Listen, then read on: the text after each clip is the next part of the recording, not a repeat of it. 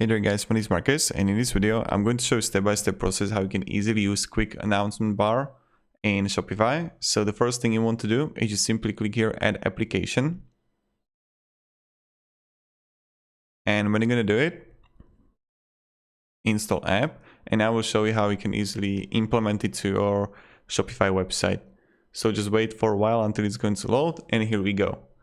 So now what you need to do is to simply click here, create a new bar, and now you have option if you want to choose basic template or premium template.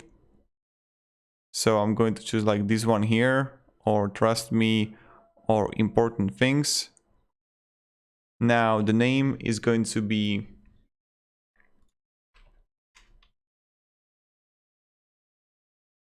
my first announcement bar. All t-shirts are 50% off. Bar clickable, you can make main entire bar clickable or do not make bar clickable, is up to you. Button text, again you change it and then you just like change the URL. So click here, and as you can see the button is changed.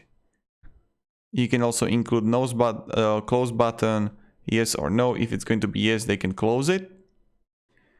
And then you have like style configuration that you can actually change the colors and background images and everything. And also change the button like animation here. So that's what you can do too.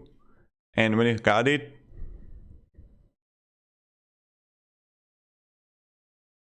you got some settings here, display on page. You can display it on all pages or just home page only on page with the URL, exclude page, device target, and just literally edit it as much as you want. This is like really simple, and it depends if you want to have it on every single page or no.